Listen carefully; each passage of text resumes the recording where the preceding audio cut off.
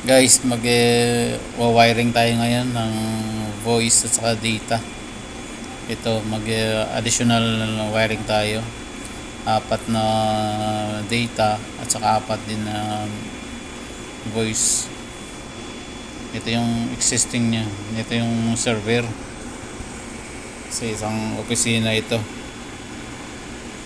Nagpapadagdag siya ng apat na data port sa apat din na voice. Mag-wiring tayo ngayon. Cabling. Yan yung mga switch niya, oh. Yan, marami siyang connection na marami na nakakabit sa switch na to. So itong data cabinet nila. Ang daming wiring. Kaya magti-trace tayo dito. Kaya mag-trace tayo ng linya mula doon sa PABX. Kasi nandun sa dulo yung PABX. Ayun o. Papunta dito sa data cabinet. Kaya titrace natin yan. Yung connection ng telepono. Walang tagging mga wiring nito. Kaya pahirapan mag-trace nito guys. Ayun o. Walang mga tagging. Bali naglatag na ako ng guys ng wiring nito. Kaya mag-creep muna tayo. Ito may guide tayo, no? Sa mga baguhan guys, ito yung guide ng color coding niya. Yung number 1, pin number 1 ay white orange. Number 2 orange. Number 3 white green. Number 4 blue. Number 5 white blue. Number 6 green. Number 7 white brown at saka number 8 brown.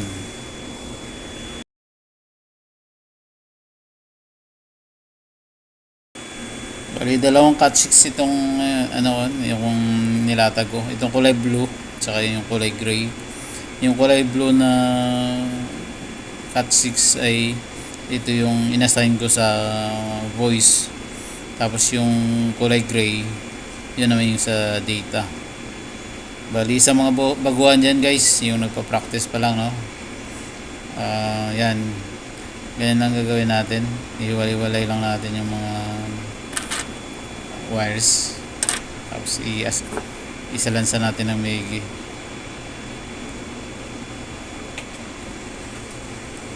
Yan. Tapos ilagay natin yung RG45 na connector. Saka natin i-crimp.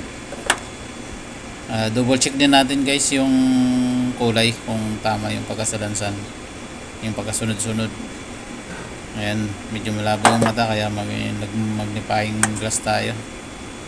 Saka natin ngayon i-crimp. Ayan, crimp natin.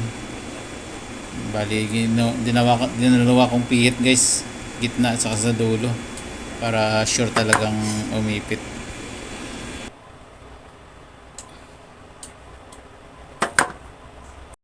Ito naman guys yung yung LAN port, voice at saka data. Yung iba tawag nila dito ay IO or input and output port. Pero yun brand dito guys, mas madaling i-install ito. Ayan, may mga kulay. Itapat mo lang yung kulay dyan. Tapos ito yung pinakapang-ipit niya. Ayan, yung ipit lang ganun. Nakakonect na yun. Para sure kayo, balutin nyo na lang ng tape para hindi kumalas.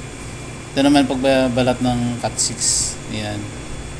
Itong pang strip ko, mayroon yan sa Dico. Mayroon yan sa Dico. Sa Dico ko na lang din nabili ito eh. Ayan. Bali, isang ikot lang guys para hindi abutin yung pinaka wire natin. Hindi masugatan.